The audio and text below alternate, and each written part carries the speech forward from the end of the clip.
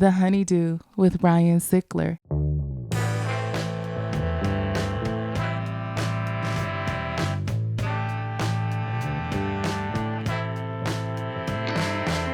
Welcome back to the HoneyDew, y'all. We are over here doing it in the Night Pants Studios. I'm Ryan Sickler, RyanSickler.com, Ryan Sickler on all your social media. And again, want to thank you guys, whether you're new here or whether you've been here. Thank you for subscribing. Thank you for supporting the special. Come out and see me on tour if I'm in your city when you're available. Tickets are available at RyanSickler.com. Listen, if you got to have more, I'm telling you, I say it every week. I know it sounds, people like, oh, it's not a sales pitch. This Patreon is $5, and it's the HoneyDew with y'all. And as much as I love sitting across from comedians, athletes, whatever, I absolutely love sitting and talking to you guys. All right, so we just had a lady, if you haven't heard, who was almost the victim of a double homicide, or suicide, excuse me, murder-suicide. A double suicide. Murder-suicide. Okay. Greg Fitzsimmons is here. And the dude pulls the gun, she ducks, shoots her in the carotid artery. Then she comes up and he shoots her, goes through her mouth, blows open her jaw, out her neck. Then he turns the gun on himself, kills himself. Her mom's in the house, sees the whole thing, runs out, plugs the carotid artery, saves her life. She's unfortunately in a wheelchair, but she's alive. She looks amazing. She is, I mean, she's yoked. She's got guns. And she's like, well, when your arms are your legs. And I was like, that's a good point. But we also just talked to a guy whose grandparents, or great aunt and uncle, were tied up, held hostage for 6 hours. And guess what? Great uncle got free, 75 years old with a bad hip. Killed the guy, shot him and killed him, saved his wife. High school sweethearts. $5, y'all. Sign up for a year. You're getting over a month free, all right? And if you're looking for an old podcast, or a new one to listen to, check out our old podcast, The Crab Feast. It's audio only. Greg had great episodes on there. And then come see me on tour. August 18th and 19th, Tampa, Florida, September 1st and 2nd, Springfield, Missouri, September 15th and 16th, Tulsa, Oklahoma. And I'm adding more and more dates. We're going to be going out all through next year. All right. That's the biz. You know what we're doing here. We highlight the lowlights, and these are the stories behind the storytellers. And very excited to have this guest back on. You know he's here, ladies and gentlemen. Greg Fitzsimmons. Welcome back to the HoneyDew, young man. Let me tell you something. $5 to hear murder suicides attempts. I mean, that is a steal. Greg, we had a guy solve a cold case. 18-year cold case. He accidentally kicks over a skull. He's on a land survey. It's got eyes. He freaks out, thinking the murderer's still there. It's a skull. He runs out, throws up everywhere. They pick the skull up. They shake it. Bullet in it still. No. Ties back to the ex-boyfriend. They get him for murder. Wow. Dude. Wait, so you just sit there and people, stream in their stories? These great fans out here submit at the honeydewpodcast at gmail.com.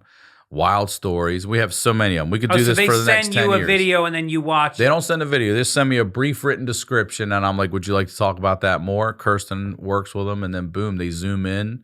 And so you do the Zoom and you record. I love it. And we hear the craziest stories. We have a guy who... this poor dude was born, what was it, Kirsten?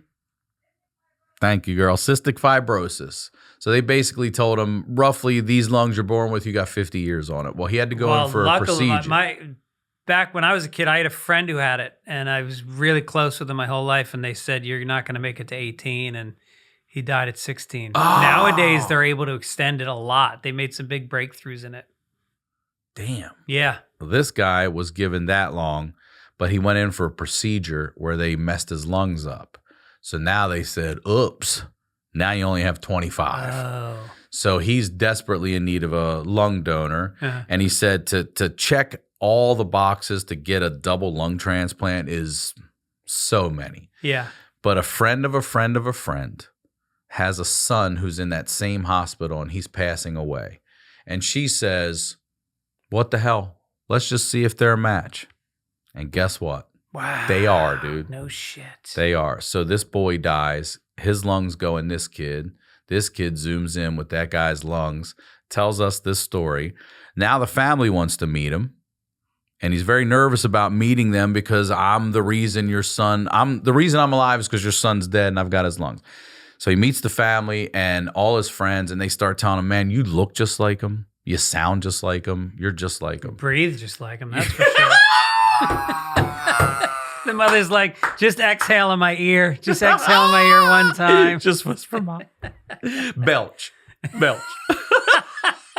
Have an asthma attack. We forgot to tell you he has asthma. So they now say, we want you to meet his girlfriend. He's like, I don't want to meet her. She's going to be emotional. I don't want to meet the girlfriend. But he ends up saying yes because he feels guilty. Wait a minute. Bro, where is this going? You know where it's going. No Dude shit. took his lungs and his lady. No He did. shit. And now they're married and they just had a baby. They just had a baby. Get the fuck out of $5, y'all. I swear to God. For $5? That's Every week. That alone Hundreds is a of $20 episodes story. every week. Yeah. How many of these Patreon people do you have? We're coming in up on 5,000. Let's do it, guys. Bump it No! up. We're at like 4,800. Let's go. 5,000 subscribers on the Patreon. Yeah. These stories are insane. I'm telling you. They're insane. And I've kept it $5 since I've started. I haven't raised it. I'm thinking about 6, but I don't know. Let's get to 5,000. We'll see. But I sit here and listen every week, and I genuinely say I don't know what we're going to hear this time, and then dude's great uncle and aunt are held hostage and end up breaking free and shooting a guy and Is there a survive. theme to the It's stories? crazy. It's just crazy stories. It's the same show that I do with you guys, but with them. They Okay. highlight their lowlights, Right, and I'm saying. These people have, we just took our shit and turned it into being comedians. These people did not. Yeah. You know what I mean? Yeah, They did not do that. Right. They're like, nah, this is what happened They to got me here. ore. They've got unprocessed ore. Yeah, There's gold in there. I've talked to at least 3 people who've died and come back. I've talked to a dude. This is one of the craziest ones. This guy is in Philly back when it was open air, like drugs were everywhere on every corner. He goes up. Has that changed? Yeah, a little bit. They hide it now. Yeah. And he goes up and he gives this guy his money, and the guy gives him the drugs, and he turns around and walks away. Well, this residential crack head that's always there is like, yo, can I get some? And he's like, no, I'm not giving you any. And then he hears the big dude yell, hey! And he said immediately he thought, oh, fuck, I gave him the wrong amount of money. So he turns around. Now, you're the drug dealer. I'm looking at you because I think, oh, I fucked up. Well, the crackhead has snatched a package from the drug dealer, and he turns around, and now crackhead's running directly toward me. Drug dealer pulls out a gun. Boom. Shoots crackhead in the back of the head, and it blows all over this guy's face. It's in his mouth. It's in his teeth. Oh, that's some dirty blood. Oh. And he still went back to his car with this guy's shit all over him and shot up in the car, dude. It's $5. All right, enough of my stuff. Come on. You know, my promote your father stuff, died please. and came back. What? My father died and came Hold back. on to your plugs real quick. Tell me that. Well, my father was No, get your plugs out. Get them All out. right. I'm going to write it down. I'm not going to let All you right, my forget. Get them plugs. out. Let's In get 'em at the July, top. I'm going to be coming to you in a town that I'd never heard of. It's called Pottstown, and I guess it's west of Philadelphia. Thursday, July 20th. And then Friday, the 21st, I'll be at Uncle Vinny's in Point Pleasant, New Jersey, which is apparently, I mean, that's your neck of the woods, right? Maryland. It's not Yeah. far, yeah. But I think it's very Italian. It's the shore. It's the fucking shore. So Uncle Vinny's the 21st and 22nd of July. And then otherwise, just my podcast is Fitzdog Radio. I just had my 1,000th episode a couple weeks congrats, ago. dude. Thank you. 1,000 episodes. 13 and a half years. Yeah. Woo. And then I've got Sunday Papers with Mike Gibbons, who you know, and we cover the week's news. Mm-hmm. And then Childish, which I do with Allison Rosen. So I do 3 podcasts. Hell yeah. Yeah. All right, I don't want to miss this. You mean So my your father. So my dad was an alcoholic. We've talked about that on this Mm-hmm. show before. And he was driving home one night. My mom and dad used to go out 4 nights a week, and they would come home. I'm not exaggerating. 3, 4 in the morning. They'd be in like nightclubs in New York City, best restaurants in New York City, and they drank their faces off, and they drove home. And so And who's with you guys? And who was we home? had a babysitter. You and who else? How My many brother's siblings? a year older. My sister's 3 years younger. Okay, so you had a babysitter watching. Our the 3 of babysitters you. love my parents. They made some serious OT. I'll bet. And then, once you're drunk and it's 4 in the morning, the money's just flying.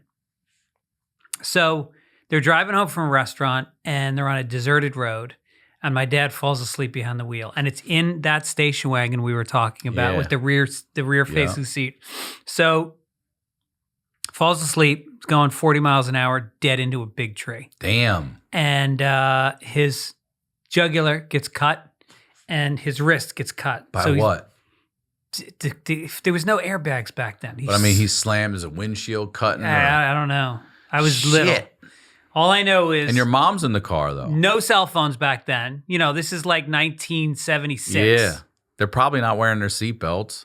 Even if they were, the seatbelts, you know, they were around your waist. They didn't even go over your shoulder. They just made you pivot forward harder.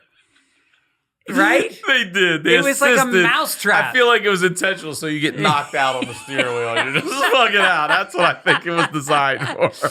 So my mom has to drive like 3 miles to get to town. It can still run after that?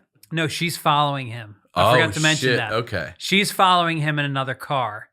And so my mom has to drive into town, gets the ambulance to come out. So you got to imagine all this time is going by. He's bleeding out. Yeah. Ambulance gets there. He's got no pulse. He's flatlined. And they bring him back to life. How? It's 1976. I don't know what they fucking had back then. You know, Band-Aids and super glue. Cocaine in that fucker. Right. And so he was in the hospital for like a month. And I just remember I was younger than that. Yeah, how old were you? I was like 6. Because I remember not understanding it very well. Mm-hmm. But then he told me about going to the other side. He definitely did he have an saw experience? the light, Did he? saw the light, let go, felt light, and then came back. What did he feel when he was coming back? Did he ever say? That's what I want to know. I know everybody talks about how it feels when they're going, but what's it feel like when you're... It must feel like when you... Is it a letdown? It must feel like when you have a connecting flight across the country and you finally get to LAX and it's late and you're early, but the gate isn't ready. Oh, so now you got to sit in the plane with no air conditioning for 20 minutes. That's what it feels like to come back. You can't get up either, like motherfucker. Yeah. Oh, fuck. That's crazy. All right, you wanted to share a story because I wanted to hear we're getting this. right into it, huh? Yeah, well, I like the embarrassing stuff because it's a little different than... The embarrassing is still traumatic, but it's a little different and lighthearted than some of the stuff I sit here and listen to, you know, and we've listened to. But I want to know about this. So, yeah, you were talking earlier, I didn't realize you've been on 50 episodes of Howard Stern? Ryan, I can't explain my career. I've been on Howard Stern 50 times. I've been on Rogan 22 times. And I can't sell out the Late Show Friday at the Green Bay Chuckle Hut. Like, I don't get it. I have had more fucking exposure. Here's the thing. People have heard of me. They're not buying it. They're like, all right, that guy, we like that guy. He's a good interview. Good stand-up. Not hard on the eyes. Not at all. But not one of those guys that with that much exposure is playing theaters. I'm not resentful. I always say I crawl my way to the middle. I'm staying right there. Nobody's on my ass. Nobody's trying to pull me down. I'm not getting Me Too'd. Mm-hmm. They're like, me who? There's no Me Too with me. He got Me Hoo'd. I get Me Hoo'd. Who's he? So I get on Stern, and the thing you got to know is my father was a big radio guy in New York. He was one of the biggest radio guys in New York City for 20 years. And so... But let's just for some of the younger people, just so you know, like what years are we talking the 50 episodes? I would say starting in probably 99. Damn, really? Yeah. Yeah, so you're Prime Stern. Prime Stern. He was still on terrestrial when I started going on. That's before pre-serious. Or was he on E? He was on E already. Okay. Yeah.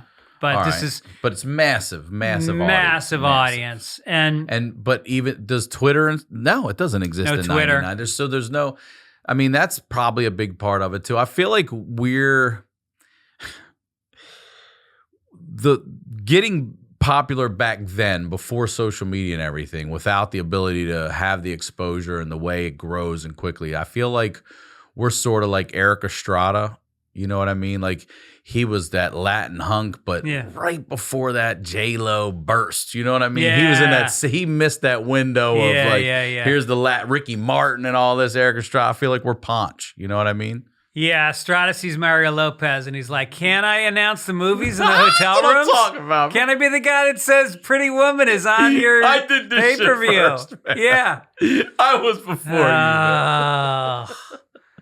All right, so you've got 50 episodes of that, and then you get your own show. So then he gives me my own show on his channel, and there was a bunch of people. There was a lot of whack packers. There was Riley, what's his name? Riley Martin, who would talk to aliens and ETs, and he had a regular relationship with this planet. He was one of these guys that would like go into details about the people from Overcron and that they live on this wavelength. And when they talk, and he would talk in their language. And he was so crazy and he was such a drunk, but his story was tight. I'm saying with the new stuff that we're seeing with these aliens, it's starting to sound like these people might have been a little more right about yeah, he might have been onto something. Yeah. And so Howard would have him on all the time, and he would be so rude to Howard. He would always be like, he was this old black guy, and he'd be like, "Man, you don't pay me any fucking money. I do all these appearances on your show." And so finally Howard goes, "All right, I'll give you your own show." So he gives him his own show, and for an hour every week, they had to go to his house in New Jersey because he wasn't capable of getting off the gas. He just drank, and they set up shop, and they would put him on the air every week, and he would have callers, and he would shit on Howard every episode.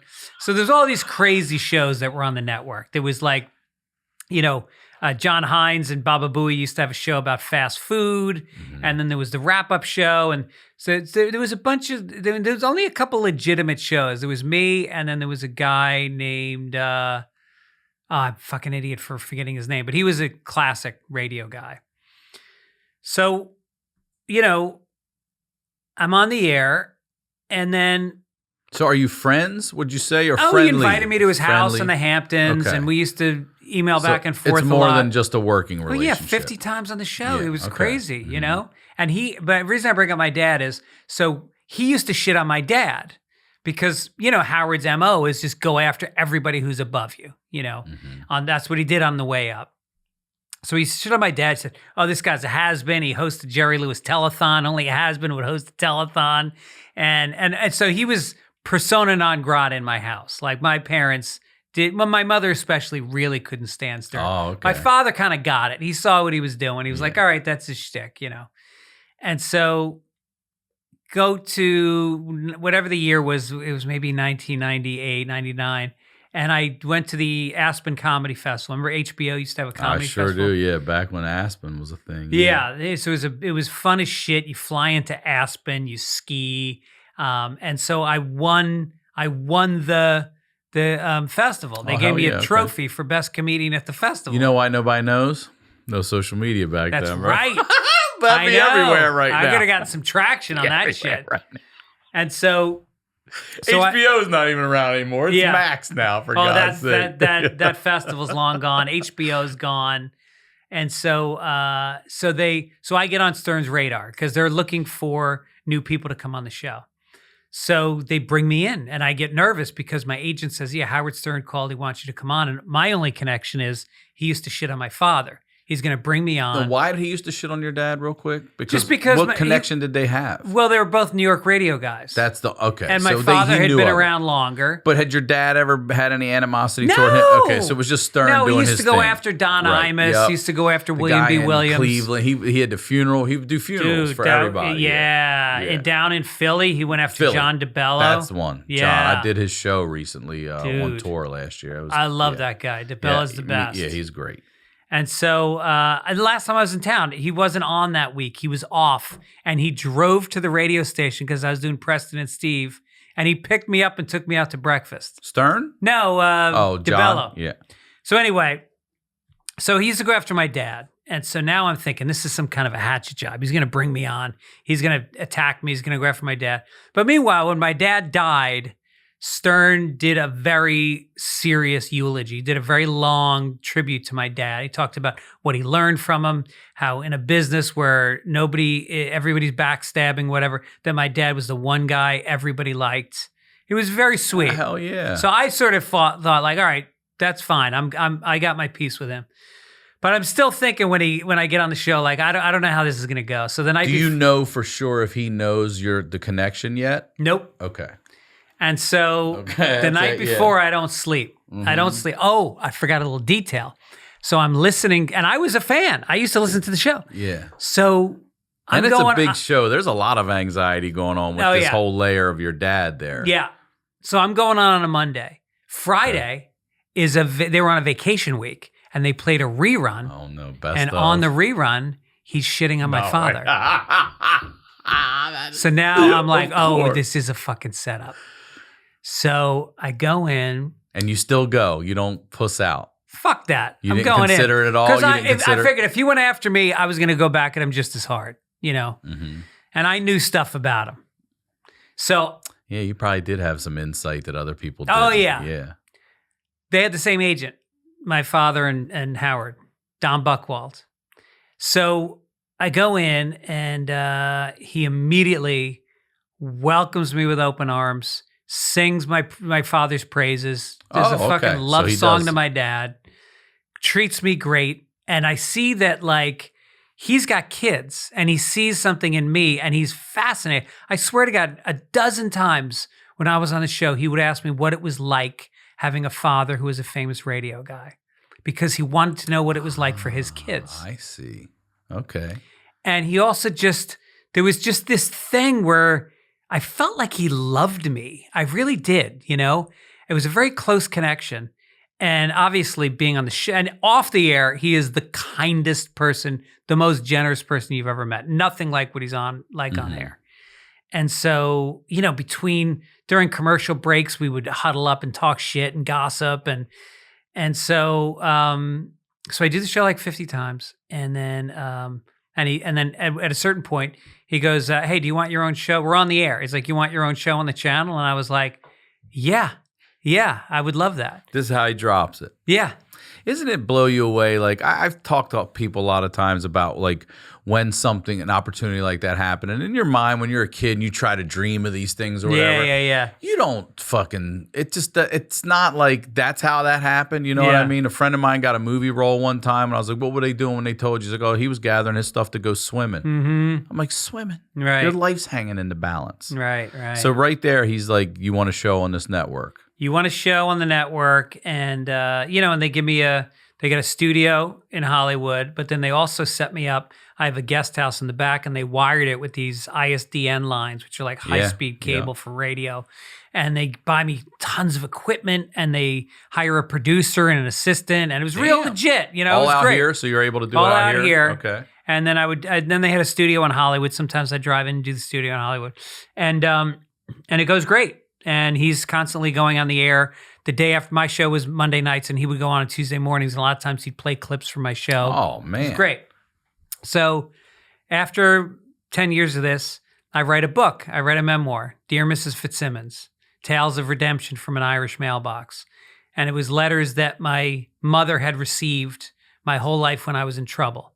Principals, teachers, police reports from the times I'd gotten arrested. You had all that stuff? Yeah. Clippings from the paper when I got arrested. And she had it all in a shoebox, and I found it in my aunt's basement in the Bronx. And I was like, this is fucking crazy. She saved this. It was like a trophy case because we're Irish. They always thought it was funny. I would get in trouble, and then we'd be having dinner that night, and my mother would read the letter. Like, oh, my like I remember one was my art teacher in sixth grade was named Dewey Ekdahl. And so we used to do jokes about Dewey, you know, just stupid like, hey, Mr. Ekdahl, do we have any homework tonight? Hey, the grass was really dewy this morning, Mr. Ekdahl. Just stupid jokes. Anyway, so he wrote it up and he listed all the jokes. And my parents read it at dinner and they were fucking dying. So that was how rebellion was treated in my family. And so I said, this is a book. I'm just going to write a book. And each letter, in that chapter, I'm going to explain what was happening during that letter. Mm-hmm. And it ended up going way deeper because I started to sort of peel back layers on my relationship with my dad and where this rebellion came from, where this anger came from, why was I fist fighting all the time? And so I went deep into some shit. And so anyway, so I was really proud of this book. It meant a lot to me. And so I was with Simon & Schuster, and they said, you got to get somebody to write a foreword. And so I thought, it's got to be Howard. You know, it would have been my dad, but he's gone. I'll ask Howard to do it. So I write up this note, and I send it in. No, I was in New York. So I handed it to the program director, Tim Sabian. And I said, will you give this to Howard? And it said, Howard, you've been like a mentor to me. No pressure. I totally understand if you can't do it, but it would mean a lot to me if you wrote the foreword to my book, blah, blah. So Tim Sabian, I don't realize this. Howard fucking hates being asked to do things like this. Like, for whatever reason, I wasn't really aware of how much he hated this kind of stuff. So Tim Sabian is very aware of it. So Tim, on Monday morning, puts it on Howard's microphone, the note. And Howard comes in, starts the show, and he goes, what the fuck is this? Opens it up and reads the letter on air. No. And it was like a lot of heartfelt stuff. It was kind of gushy. No. And so he goes, what the fuck am I going to write Greg Fitzsimmons' foreword for? I mean, Greg Fitzsimmons, who the fuck is he to ask? I could be playing chess. I could be fucking my wife. I could be watching Lost. Like, what? And I'm going to be writing a foreword. So like, I hear this and I'm like, fuck. He goes, I'll do it, but I don't know why I'm fucking doing this. And so he calls me, and I'm in LA. So my phone rings, and it's like, it's my home phone. So it's like, you know, how long it's ago like it is. 5 it's like 5 a.m. LA time. Oh, Jesus. And I pick up, hello? Hey now. He's like, what the he goes, why are you asking me to write a foreword to you? Well, Howard, I just thought, you know, I said you don't have to do it. Yeah, but you so it goes into a whole thing. And then he basically goes, let me off the hook on this. I go, Howard, I never put you on the hook. I go, the note said you don't have to do this. I go, there's no hook. Don't say there's a hook that I put you on. And so he calls back, you know, the next day, he's trash talking.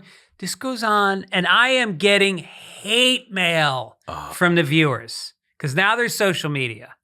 And people are, you know, his army of people. Oh, yeah. Just love to pile on people. And I'm not that guy. I don't deal well with hate on social media at this point. I don't do a lot of social media. So he continues, even after that conversation, let me off the hook thing, he's still doing it. He made a bit out of it.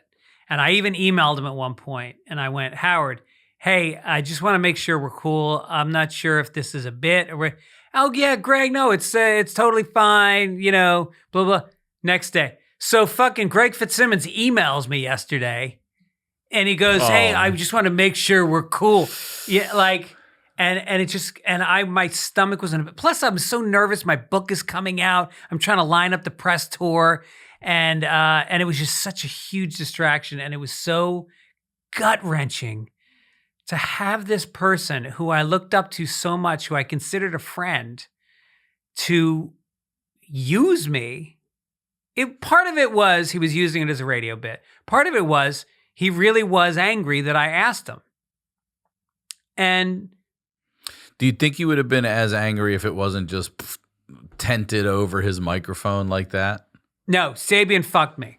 Tim Sabian fucked me. Like in Howard's mind, did you set that there? No. Okay. No. But Sabian absolutely could have been a filter and was like, just a heads up, man. He hates doing this kind of shit. Yep. And that's the thing about that world. Everybody's pushing each other in front of the bus every day. They tape record each other. They prank each other. Oh, do they really? They shit talk each other. They fight on the air. And it's like, I always went in there and somehow I got treated with kid gloves. Howard never shit on me. Not once did he go after me on air. He saved it up though, didn't he? Yeah. Jesus. Yeah. So for a month? Month and a half. 6 weeks. Are you listening every fucking day? Oh, yeah. And it's daily, wasn't it? Daily, right? It's not weekly, daily, was it? and then there's all these blogs. I'm sorry. There's all these blogs where they write down like what was said on the show that day, and then people comment on it. Oh, God. Oh, Reddit threads, and it was it was so hurtful. And, you know, and I still, you know, Howard still means a lot to me, and I still listen to the show. So wait, when did it stop and why? Did you reach out again, sort of or faded. did you learn your No, lesson? I went on like, the show. fuck? I think I only went on the show once after that. Oh, you went on? maybe twice. How once did or that twice. happen? I just, here's the thing: is he said to me when I first started going on, they started bringing me in regularly, and then Jackie the Joke Man left the show, so they called it Jackie's Chair because Jackie's Chair was the guy who sat in, jokes for the news, bits, write stuff for Howard, and so that was essentially what we would do when we'd come in. And so they decided they were going to replace Jackie's chair. And so they started having a lot of comedians come in. Stanhope did it a lot. Artie did it a lot. I did it a lot. They started weeding people down. All of a sudden, like it's in the papers, like it's down to Greg Fitzsimmons and Artie Lang for Jackie's chair. Okay, I didn't know They're like that. covering it, like it's a horse race. And then, rightfully so, Artie got the chair. I could have done 10% of what Artie did. He would come in on Monday morning from Vegas after having sex with a hooker who he thought was just a girl he was fucking until she charged him the next morning. Yeah. Crazy stories, betting on games he can't afford the losses on. And meanwhile, I'm married with 2 little kids. What am I going to bring to the show? And Artie's also a dear friend, so I was very happy for him. And every time I came on the show, me and Artie would go out to eat at the Brooklyn Diner next door every single time. And so when I didn't get Artie's chair, Howard said to me, anytime you want to come on the show, the door is open. And he was true to that. I every time I called, I emailed Gary, said, I'm in town next week. Can I come in on Tuesday? It was like that. And then I came in once or twice after that happened. And then they kind of changed the format. And now the show is more like Jennifer Aniston today and fucking Elton John the next day and Billy Joel. And the show is only on 3 days a week instead of 5, 3 hours a day instead of 5. So there's less real estate and much bigger names. So I just kind of faded out of it like a lot of guys did. Well, what was it like the first episode back? Did you address anything? Did he bring it up? What was that like? Didn't bring it up. Were you worried that was an ambush too? Yeah. You were? Yeah. I would definitely be worried about that one. Yeah. He didn't even bring it up? I think they allowed one caller who gave me shit. That's how they do it. That's how they do it. They always go, they're like he'll have on Gwyneth Paltrow or somebody who's very erudite, educated. And then, because Howard's 2 questions are always, have you had a lesbian experience and have you had anal? Every woman on the show gets asked that. So he has Gwyneth Paltrow. He can't ask her that. We got Bill from Boston on. Yeah, Gwyneth, you ever take it in the pooper? And then Howard go, come on, this is Gwyneth Paltrow here. But Gwyneth, did you that was always the move. Got it. Yeah. Is thinning hair holding you back? Nutrafol is here to help. Their physician-formulated hair growth supplements and scalp care products create a simple but effective routine to address thinning at the source. When your scalp is unbalanced or not cared for regularly with the right products, it can become clogged, dry, and irritated, leading to a poor environment for natural hair growth. Nutrafol's physician-formulated scalp care products are clinically shown to balance the scalp and visibly improve hair health and strength in 2 weeks with their 100% natural fragrance, 0 parabens, and ingredients that are color and extension safe. Nutrafol supplements are the foundation for healthy hair growth, while the scalp care products create an environment for hair to thrive. With just a simple daily routine, these formulas set you up for your healthiest hair yet. Take the first step toward improved hair and scalp health now. For a limited time, Nutrafol is offering our U.S. listeners $10 off your first scalp care order when you go to Nutrafol.com/scalp and enter promo code HoneyDew. Find out why over 4,000 healthcare professionals recommend Nutrafol for healthier hair. Nutrafol.com/scalp and enter promo code HoneyDew for $10 off your first scalp care order. This is available only to U.S. customers for a limited time. That's Nutrafol.com/scalp, promo code HoneyDew for $10 off your first scalp care order. Now, let's get back to the do.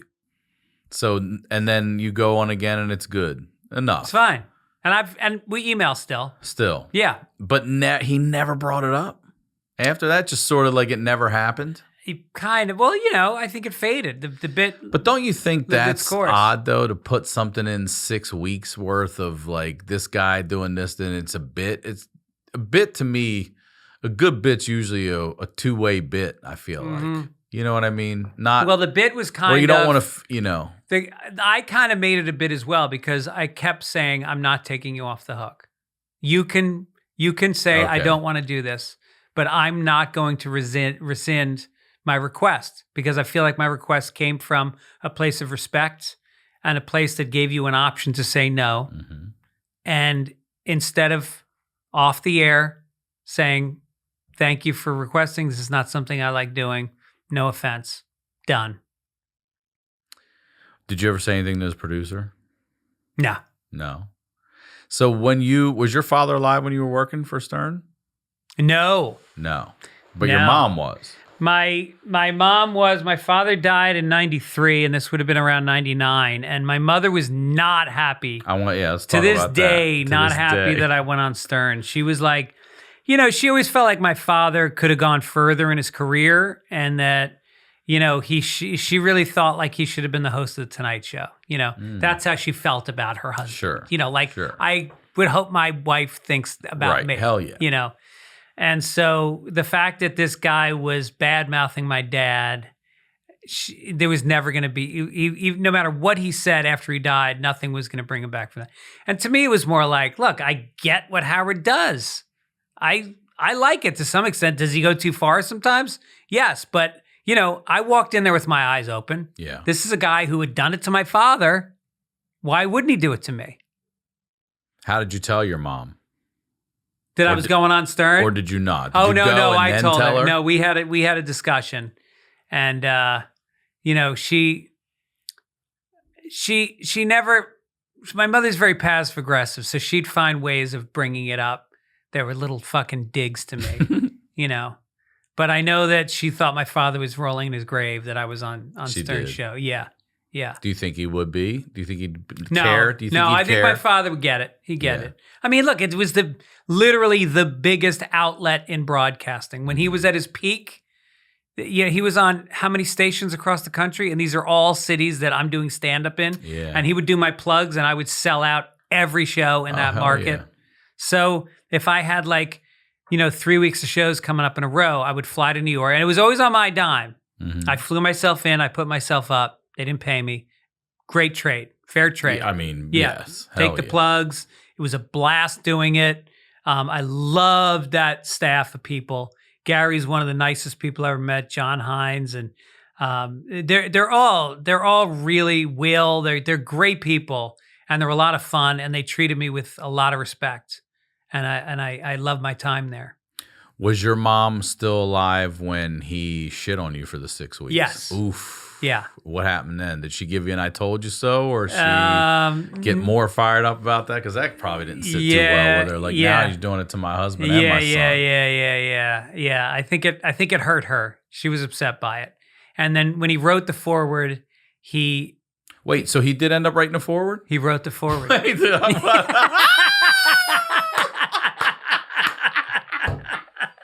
there's no fucking way in hell I'll put my money on him doing it. Right. He did do it. Well, he did do it, but he did not. He did not sit down with a pen and paper and write the foreword. He was on the air, and he goes, "All right, why don't we just do this? I'll write the foreword right now. Let's do it." And he goes, "Let's see. Greg Fitzsimmons is a great guy. Greg Fitzsimmons is better than." I forget what he said, but he just said crazy shit off the top of his head, and somebody transcribed it. And then he also demanded that his wife's picture be in the foreword. So the first page of my book is a photo of his wife. Beth? Yeah. Yeah. Who's a beautiful woman. Yeah. But front page of my book, and then the forward. And meanwhile, the forward follows. and at this point, I'm ready to give up. I'm like, I don't even want to put it in at this point. And Simon Schuster's like, you're putting a forward really? for Howard Stern. That's going to sell book. And I never thought about it like, oh, this is going to help sell books. I just thought about it like, I want this book to be something that lives forever, that my kids read, and that is seen as like, who I am as a person. And I really felt like a big part of my career. I mean, things happened in my career that never would have happened if I hadn't been on Howard Stern. Development deals, hosting jobs, stand-up gigs, like it all came from there for years. So I wanted to represent that. And so he wrote it very off the top of his head. It was humorous. And at the very end, he said something very sincere. But it was if I could do it all over again, I would ask you to write the foreword to my book. That's what he said? No, I would say, I'm saying that to you right now. Oh, are you for real? Yeah. I would write the foreword. Yeah. I would write the shit out of that foreword. I would love that. I'm touched. Yeah. I thought you were saying that was what he said No, to you. And I was like, no. no. I would find somebody who I respect and who I know respects me. And I would just say, just write something from the heart. That's it. Dude, I would definitely write your foreword. It's not going to sell any fucking book. It ain't going to sell one book. What if your Patreon included as part of your Patreon? You get a book with the $5 a month. No doubt. You could, dude. Man, what a weird fucking thing, too. Life is so strange. Your dad, you didn't have to become anything in the public eye after your father already was. You know what I mean? Yeah. The fact that you do, and even though it's different, it's not radio. And it still ends up driving right into the lane where you work with the dude that shit on your dad. Yeah. And then he does that to you. Who gives me a radio show. Yeah. Gives Gives you what your father had. Yes. Following your father's footsteps. And then treats you for 6 weeks the way he treated your father. Yeah, right. That's fucking... It's crazy. It is crazy. But you know what? I got over it pretty quickly, because the book did well. And Do you think that forward helped? Do you know if it did? I don't know, because the same week that my book came out, Gary Delabate, Baba Booey's book came out the same week, and so did Adam Carolla's book. Who wrote those forwards? Who wrote Gary's forward? Not Howard. No? No, I don't think so. Probably after saw your shit, he's like, I ain't asking Howard. I don't need 6 weeks of this shit. Yeah. And I don't know that, I think Adam writes his own forwards. So He could put the forward by me. he asked somebody else to write the forward, but while they're starting to say it, he writes it for them. Mm-hmm. So, yeah, I got over it pretty quickly, and I have no bad feelings towards Howard. I still listen to the show. I wouldn't be able to listen to the show if I had any resentment. Yeah. No. What give me some other embarrassing moments. You ever have any embarrassing? Let's go back to like middle school. You ever have any in middle school or high school? When I was Right away. all right, when I was about 9, it was the first time you started to be aware of girls, like she's pretty, and there was my friend's name was Brian Tompkins. He was one of 7 kids: George, Ernie, Timmy, Billy, Brian, Genevieve, and Liz. Okay. And we were friends with their family, and Liz was, I'm sure still is, absolutely beautiful woman and the nicest person. Smile, crazy body. I'm 7, and I already get it. I get Liz Tompkins is hot. So I'm friends with Brian. And how old's Liz at the time? You're 7. She's what? No. I think maybe I'm 9. Okay. I'm 9. She's like probably 13 or 14. Okay. And so we went to Brian's house, and we had been swimming in a pool. And so we went into Brian's room, and I was changing out of my bathing suit, and I was completely naked. And right out of the pool too, with that little pool dick. And it's 9 to begin with. Yeah. It's a 9-year-old dick. 9-year-old fresh out of the pool. Fresh out of the pool. Oh, bro. I mean, that's before, I don't even know if the nutsack had fallen at that point. It might still be up in the belly. It's all just hanging. Yeah. All tight. And then Brian flipped open the door so Liz could come in. And Liz walked in and saw me. And I cried. No. I cried. It was like literally having a nightmare in your real life. Because that's your nightmare. Everybody has the nightmare that they're naked and they're walking down the street. 2 things that are happening to me right now. First of all, you say nightmare like Bert Kreischer.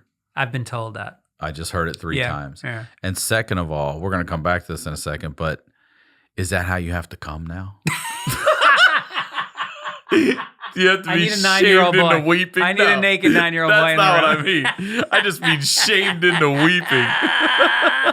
I have shame. I'm not going to lie to you, So Ryan. what I happened? have shame. She saw it and you just She started saw crying? it, and then she didn't even leave.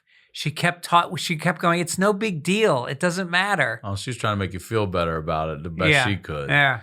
Best she could have done was leave the fucking room. Yeah, instantly. Yeah. She didn't laugh or anything, though. No. Holy shit. She probably also, you got to think of this too now. Let's look back. You said 1 of 7. Yeah. She's probably seen her. She's seen it. Yeah. Yeah. Her brothers all have 5 dicks. brothers. Yeah. They're running. You know, those kids are all running around the house Yeah. after a shower. She's seen plenty of little dicks at that age. Yeah. You were good, dude. Dude, I'm not good at nudity in front of people. Are you? No, no, I've never been great at that. What about in a men's locker room? Man, nah. No. See, because I go, I'll tell you a couple stories, but how old are you now? 57. All right, so I'm 50. So when we were in middle school, and I still am very tight friends with 3 or 4 guys, maybe more than that from middle school. We talk about it in 6th grade. All of a sudden, it was gym class, and in gym class, we put on the shirt. It was a white shirt with a little box here that you put your last name in. Red shorts, little white box, you put your last name in. But after gym, you have to take your uniform off and put it in a locker, and it was a mandatory shower. Yeah. Oh no! Wait, how old are you? We're in 6th grade. 6th grade. And so you don't even have pubes yet. So you're 12. You're hitting 6th to 8th grade. You're starting to just get pubes. Everything's starting to happen. And the Latino kids have a full bush and a Black mustache. kids got a big. This kid Marlo Woodyard.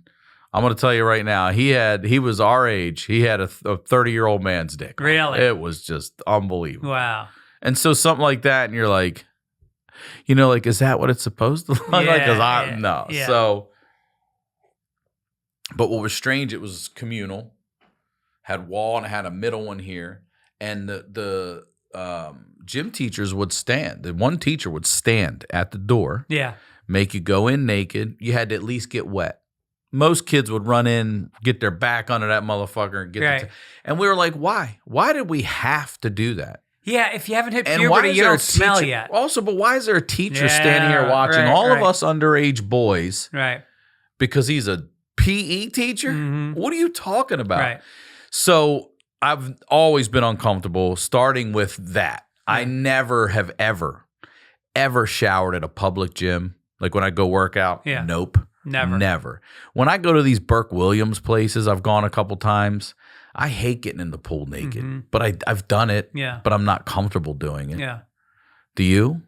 When I used to work out, there's a place in New York called Chelsea Piers, and I lived like 2 blocks away, and it was state of the art. It was before high-end gyms existed. It was one of the first, gyms that has like the spa, the pool, gymnastics area, boxing gym, a track that goes around the circle. It was like a 3-block long.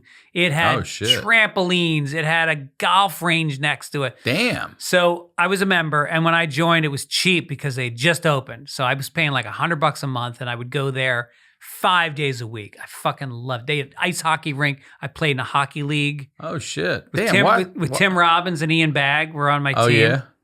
Why doesn't this exist anymore? Why doesn't it afford exist? It? Yeah, or does it? I think it's still there. Yeah. Oh, it's definitely still there. I'd be there all the time, too. So much to do, not just regular old weights. And I would work out, and then I would go into the steam room. And but I'd wear a towel. Yeah. But some guys didn't wear a towel. And so I walk into the steam room one day, and I got my towel on, and I sit down. And it's at the low end where the steam is falling out of the air. And and you realize, and there's a guy sitting across from me, and you realize there's a big difference between hanging out in a steamy room with some naked guys and sitting alone in a space this big with a naked man. Just one other one. Just one other one. And so I'm not really looking. I'm not really looking at him. I'm kind of peering at him, and then I kind of go like, "The guy looks fucking familiar." And so I look hard. Lou Reed. No. Lou Reed from the Take a walk on the wild side, Lou Reed. You're in there naked with Lou Reed. He's naked and his old dick is hanging down. And I knew he worked out there because his wife was Laurie Anderson. Yeah. And she was famously would swim laps in the pool. So he's sitting in there with his dick out and there's no steam. And he finally just shakes his head and he says something to me and he stands up and he walks out naked. What does he say? Just something like, this is taking forever, whatever, nothing. And he walks out, and then as soon as the door closes, No, hell yeah. Steam starts coming up. Yeah. So my reaction was I opened the door to say, hey, come on. And I just pictured myself in a towel waving a naked man towards me. Through a cloud. Like the first scene of a gay porn, right? And all I saw was his saggy ass cheeks walking away. And I just let him go. I let him walk away. Didn't say a word. Dude, I went one time. I've told this story once somewhere. I think I'll tell it to you because you'll get this. So I wanted to go do a Burke Williams day, and I had a writing job at this place, and all the ladies kept telling me that place is a ripoff. Go down to Koreatown. Oh, yeah. It's the same thing for way cheaper. Pauly Shore goes there 5 days a week. To the ones in Koreatown? Yeah. Okay. So, let me tell you where I went. So I go to this place, and it's like off of Wilshire, good area. Yeah, yeah. There's a golf range out back and all this stuff. And I'm like, all these ladies have told me to go there. So I go in, and I mean, they don't speak English at all. Like nothing. Yeah. I don't even know how to, I've never been. I don't know what to do. And they're just put the fucking paper. What do you want? I'm like, I want that, whatever. So they just give me like this robe, and I'm like, is someone going to come get me? And the lady just said, you'll figure it out. Very broken English. You figure it out. So I go back. I part these beads. It's the gayest place I've ever been in my life. I mean, 800 dicks might as well just beat me in the face when I walk through. I was like, oh, fuck. So I get what they're saying, but they go to the female. So this isn't co-ed like Burke Williams, and you just go here and here. This is all dudes, and it's all gay dudes. Yeah. And I am fresh meat up in that place. Right. And I go in, and I'm like, oh, whatever. You know what? Just gonna do. I'm uncomfortable in a place where I'm not looked at the way I'm being looked at, and I'm like, whatever. This is a good exercise, and being a man about this, and whatever, no biggie. I go out there. I swear to God, Greg Fitzsimmons, I walk up the steps, fucking pool, and and you're naked, or you got the robe on? I'm robes on still at this point, but you're not getting in that pool. Okay, you ain't wearing trunks over here. Yeah, and this Adonis is just laying on the side, chatting up this dude, and his dick, it's dipping in the water. Really? Off the side. It's dipping in the water. And I'm like, I ain't swimming. There's always that one guy, It's massive. Wow. It's a hose. And I'm like, and it's like, how do you not look at that? I'm like, God. Yeah. So I'm like, nah. So then I go to get a massage. They say, you're going to, some masseuse is going to come get you. I'm still expecting a lady to come get me, but a guy comes. It's an old dude comes and gets me. I'm is like, he Korean? Yeah, everybody's Korean. Yeah, except for the men in there. And I realized they're not fucking here, but they're definitely making an appointment to go fuck later. They're all talking to each other. You know what I'm saying? Like, we're not gonna fuck in here because we like them, but this is the showroom. This is the bar to go meet or whatever. This is what these guys like. So the guy comes and gets me, and he takes me to an open room. If Pauly Shore goes to these places, it's an open room. It's probably 10 tables long. There's who knows? There's one other guy in there. It might have been Pauly Shore. He's about 8 tables down. This dude puts me on a table, face down. And at first I'm like, what if I've only gotten an erection one time from a massage. And it was an old Asian lady. Yeah. And she didn't even touch me. She did this thing with the bed sheet. She just kept pulling it tight across my dick like this. Really? Yeah, she knew what she was doing. She was popping it like this. And it would just kept pressing down on my dick. And my dick started fighting back. You know what I mean? Never even sexually touched me or anything. And I was like, that's some old secret right there. A little belt strap on that bitch. And I was like, what? I'm starting to think, like, what if I get hard from this massage from this dude? So I put my face down in the table, and this dude steps underneath with his flip-flops, and I see his toenails, and my dick's like, we're good. We're good to go, bro. I'm going to take a nap down here, I promise. And you got that image whenever you need it. Yellow. You pull it up again. Yeah. Man. And then they just start aggressively scrubbing your body, loofing your body and exfoliating. And then they just take a 5-gallon bucket from Home Depot and splash all the exfoliated skin off you onto this floor. Yeah. They're not hosing this floor. They're not doing anything. This place is massive. So now he says, get up and go shower. Well, I go to shower. It's like 3 showers right here. And on this side, it's the room's not bigger than this. On this side, 3 recliners lined up perfectly for someone to sit there and watch you. Oh, there's no stalls. No. It's just the spigots in the He walls. just says, go, yeah, it's wide open. Go over there and you're showering naked. Now you're naked because you're in the massage. Yeah. And there's guys in robes watching. I was like, I'm going to get the fuck out of here. So I go back and now I'm just like, these fucking ladies at work, man. I knew I shouldn't have listened. I should have just gone to Burke Williams in the first place. So it's Mother's Day. And the reason I was like, this is the only time I'm going to get to go do this. So my daughter's with her mom. I go to do this on Mother's Day. I drive to Burke Williams all the way from downtown to Santa Monica. Yeah. And I ring the thing and they tell me that they're closed to men on Mother's Day. It's women only. And I said, y'all do that on Father's Day? Yeah. They're like, what? I'm like, well, do you shut the salon down for anyone but men? They go, no. I was like, that is fucked up. Yeah. And it was another 3 months before I could go get a massage. It was so dissatisfying. It was nothing.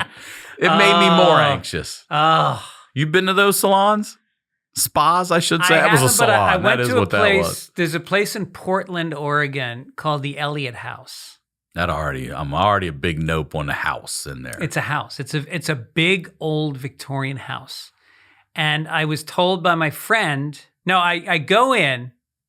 I think my friend told me it's a good place to get a massage. And so I go in and I get this great massage. You know, it's like a hippy dippy, a lot of beads, a lot of incense, and very sweet. Everybody's nice. And then I come out and I'm paying, and the lady goes, "Oh, we should let you know we also have a spa. If you want to go in there, it's just an extra $10, and we've got steam and sauna, whirlpool, the whole thing." And I said, "That sounds good." She goes, "I should let you know it's clothing optional." And I was like, "Well, what option do people generally go with?" And she's like, "It's nude. It's nude." So I stopped for a second and I'm like, I got a lot of body image issue. I was a really skinny kid. I was the palest kid in town. Freckles, fucking just orange pubic hair. Did you? Skinny ass legs, yeah, orange pubic hair. And I'm at now. Are you a redhead? I was a redhead. You were? Yeah. Okay. Now I got little tits. Me too, yeah. You know, and I'm just thinking to myself, all right, this might be an opportunity to overcome these body issues that I still, because I'm not that skinny anymore. I'm trying to do my body's actually just right now. Filled out, 150 pounds, 5'8", on the fucking right. Yeah, hell yeah. Wherever you got there, bro. It's not how you start. It's how you Where finish, you end Greg up. Fitzsimmons. Leave a pretty corpse. And so I go, yeah, I'm going to do it. So they give me a robe and they go down to the locker room. I don't know what the robe is for, but I go down there, I put the robe on, and then as I'm standing there, 2 naked women walk by, and I start seeing a lot of naked people in the background.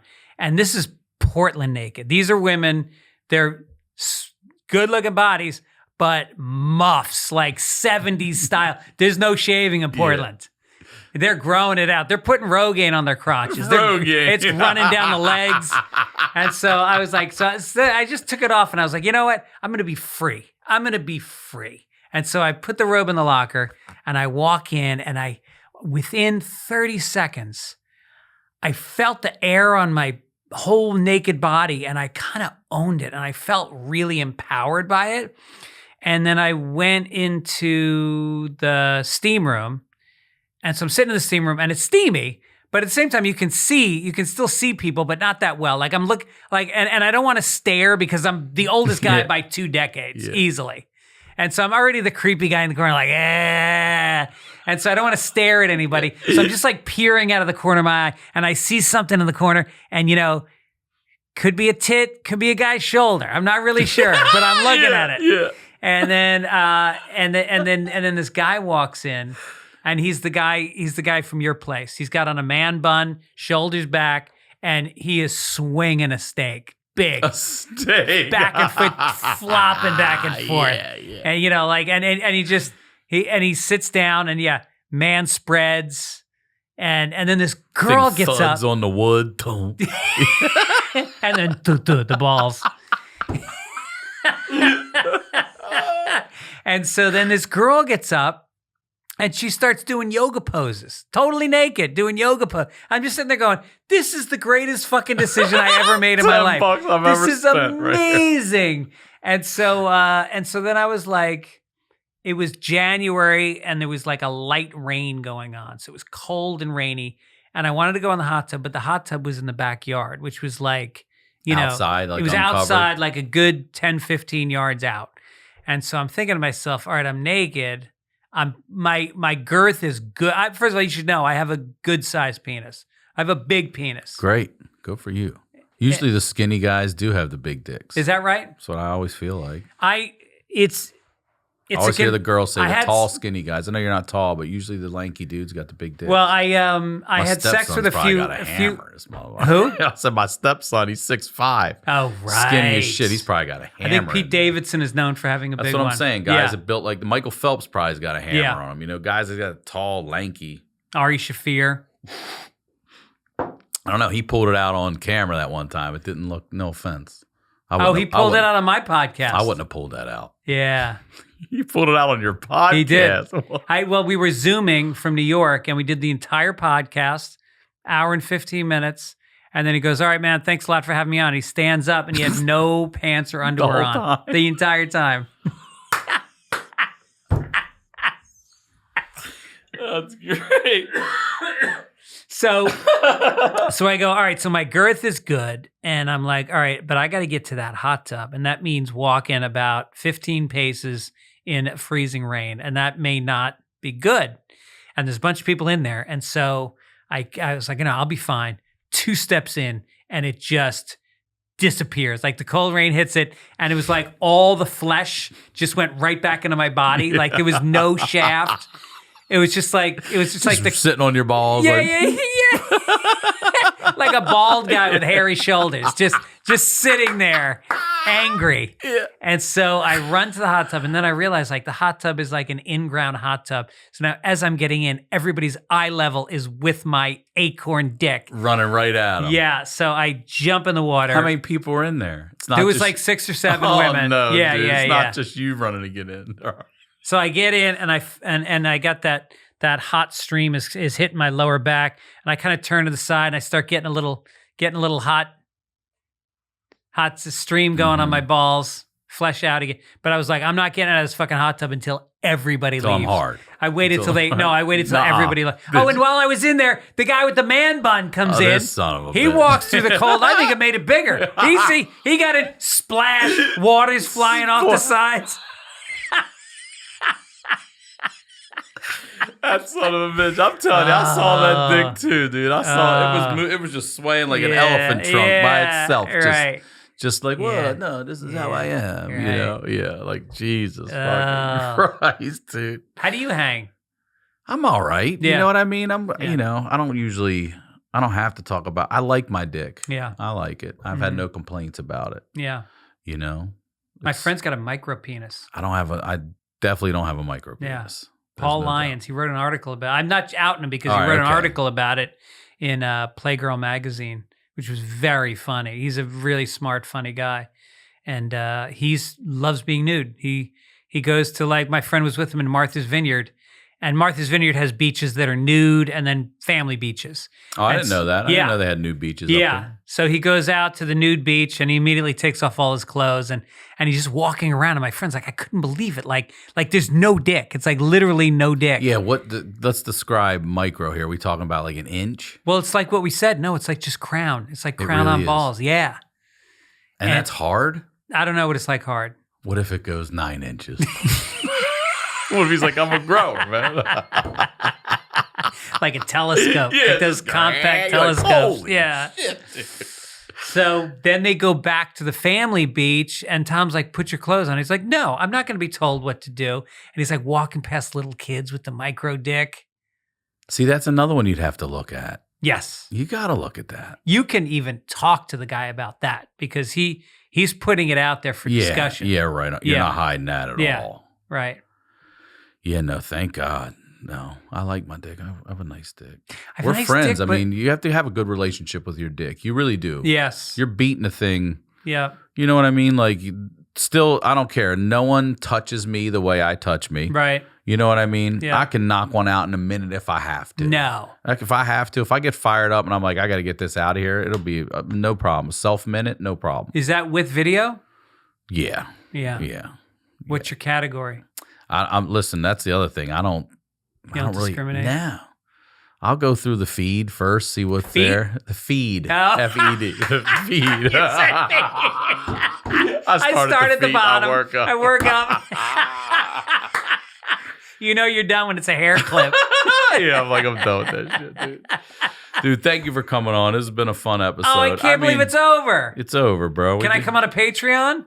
Would you really want to? I'll do anything you Dude, want. if you man. want to sit next to me and listen to these stories, you love can it. come whenever you I'm want. signing up for the Patreon. It's so unbelievable. Everybody should. These people, I'm telling you again. Wait, please plug and promote everything again, please. Fitzdog Radio, which you have different guests every week. I just had Pauly Shore on. I just saw him last week. night. Hell yeah. Yeah, he was great.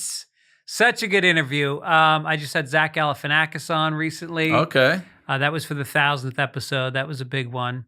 And a lot of great guests. Judd Apatow was just on. And so tune into that. And then Sunday Papers, which I do with Mike Gibbons.